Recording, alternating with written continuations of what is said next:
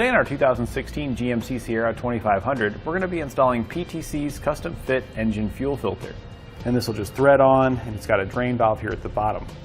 This is the most common type that you'll see on diesel vehicles, is your spin-on filters. It can be leak tested to ensure a high quality product. So I recommend that you replace your fuel filter on your diesel vehicles every oil change. We'll begin our installation here at the wheel well. We need to access our fuel filter. It's located behind our cover here. To get the best access to our filter, you would remove your entire liner, your wheel, the molding here. That is quite a lengthy process. So to help cut down on the time to replace your filter, we're just going to be taking out some of this and pulling our liner back. We're going to use a T15 Torx socket to remove some of the fasteners on the inside. We'll remove one there, here, and over here.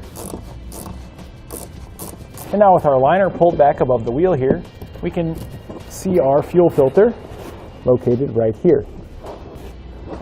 So we're going to begin by draining the fuel. So we're going to unscrew this. Now I'm just starting it here. We want to make sure we have a drain pan located below it before we drain it out.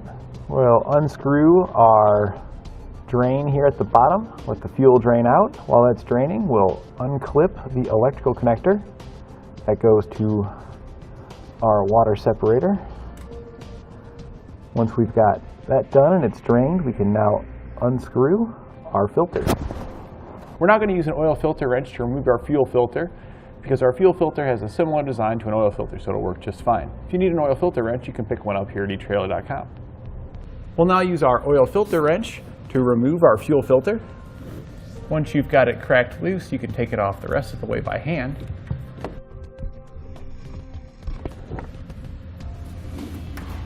I'm just going to dump the rest of that fuel into the pan,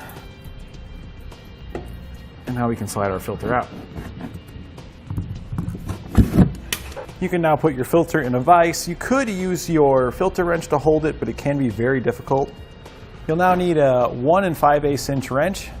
I recommend using an adjustable wrench over a set size because it's more likely to have that laying around.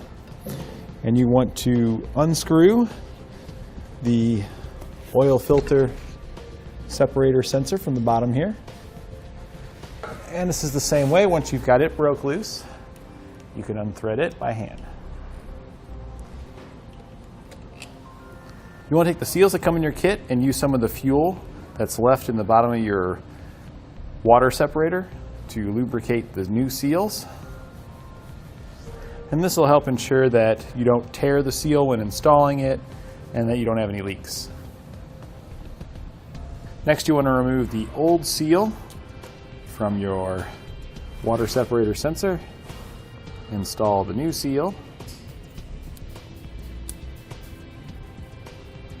We'll now thread it into the bottom of our new filter.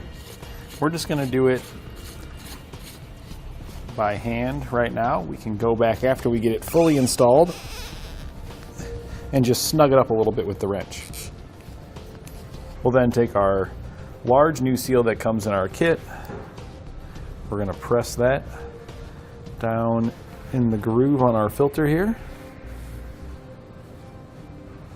And we can now install our new filter onto our vehicle. Slip it in.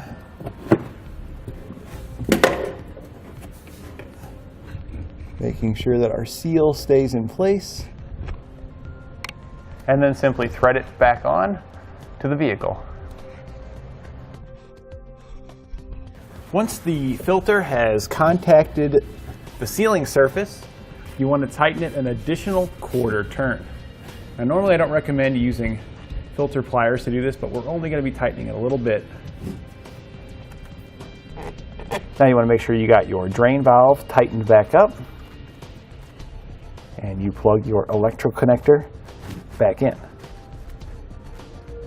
Now you want to locate your fuel primer, which is going to be here just below your air intake ductwork here.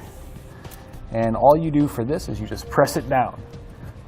And we're just going to pump this up until it's nice and solid. We can now start our vehicle and check for leaks. If your vehicle stalls shortly after starting it, you'll need to repeat the process of priming it. Just means you didn't prime it enough.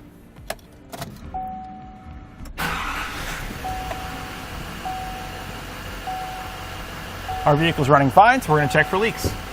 Once we verified there's no leaks, we can reinstall our fender liner and all of our bolts. And that completes our installation of PTC's custom fit engine fuel filter on our 2016 GMC Sierra 2500.